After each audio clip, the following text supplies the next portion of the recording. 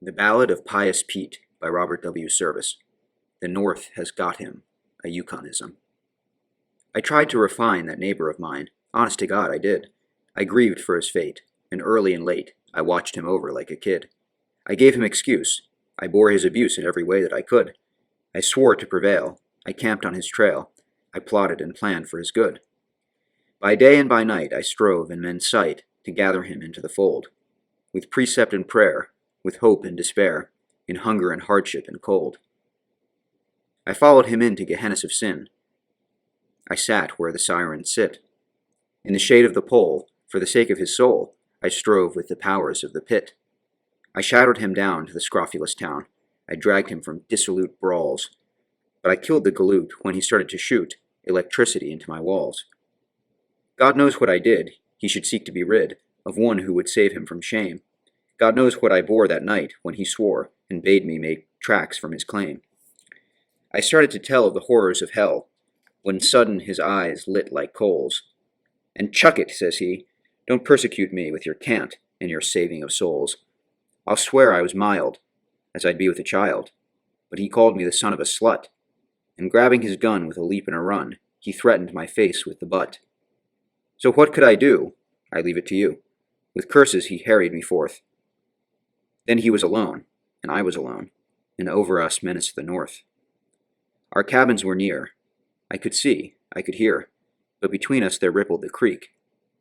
And all summer through, with a rancor that grew, he would pass me and never would speak. Then a shuddery breath like the coming of death crept down from the peaks far away. The water was still, the twilight was chill, the sky was a tatter of gray. Swift came the big cold, and opal and gold the lights of the witches arose. The frost tyrant clinched, and the valley was cinched by the stark and cadaverous snows. The trees were like lace, where the starbeams could chase. Each leaf was a jewel agleam. The soft white hush lapped the northland and wrapped us round in a crystalline dream. So still I could hear, quite loud in my ear, the swish of the pinions of time. So bright I could see, as plain as could be, the wings of God's angels ashine. As I read in the book, I would oftentimes look to that cabin just over the creek. Ah me, it was sad and evil and bad, two neighbors who never would speak. I knew that full well, like a devil in hell, he was hatching out, early and late. A system to bear, through this frost-spangled air, the warm, crimson waves of his hate. I only could peer, and shudder and fear. 'Twas ever so ghastly and still. But I knew over there, in his lonely despair, he was plotting me terrible ill. I knew that he nursed a malice accursed, like the blast of a winnowing flame. I pleaded aloud, for a shield, for a shroud. Oh God, then calamity came. Mad. If I'm mad, then you too are mad. But it's all in the point of view. If you'd looked at them, things, gallivanting on wings, all purple and green and blue. If you'd noticed them twist, as they mounted and hissed, like scorpions dim in the dark. If you'd seen them rebound with a horrible sound, and spitefully spitting a spark. If you'd watched it with dread, as it hissed by your bed, that thing with the feelers that crawls, you'd have settled the brute that attempted to shoot electricity into your walls. Oh, some they were blue, and they slithered right through. They were silent and squashy and round. And some they were green, they were wriggly and lean. They writhed with so hateful a sound. My blood seemed to freeze.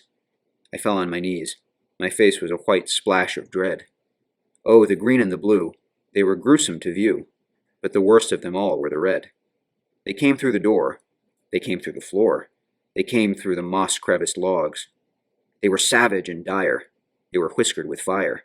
They bickered like Malamute dogs. They ravened in rings like iniquitous things. They gulped down the green and the blue. I crinkled with fear whene'er they drew near, and nearer they drew. And then came the crown of horror's grim crown, the monster so loathsomely red. Each eye was a pin that shot out and in, as, squid-like, it oozed to my bed. So softly it crept, with feelers that swept and quivered like fine copper wire. Its belly was white with a sulphurous light, Its jaws were a-drooling with fire. It came and it came. I could breathe of its flame, but never a wink could I look. I thrust in its maw, the fount of the law. I fended it off with the book. I was weak, oh so weak, but I thrilled at its shriek, as wildly it fled in the night. And deathlike I lay till the dawn of the day. Was ever so welcome the light? I loaded my gun at the rise of the sun. To his cabin so softly I slunk. My neighbor was there in the frost-frightened air, all wrapped in a robe in his bunk. It muffled his moans, it outlined his bones, as feebly he twisted about.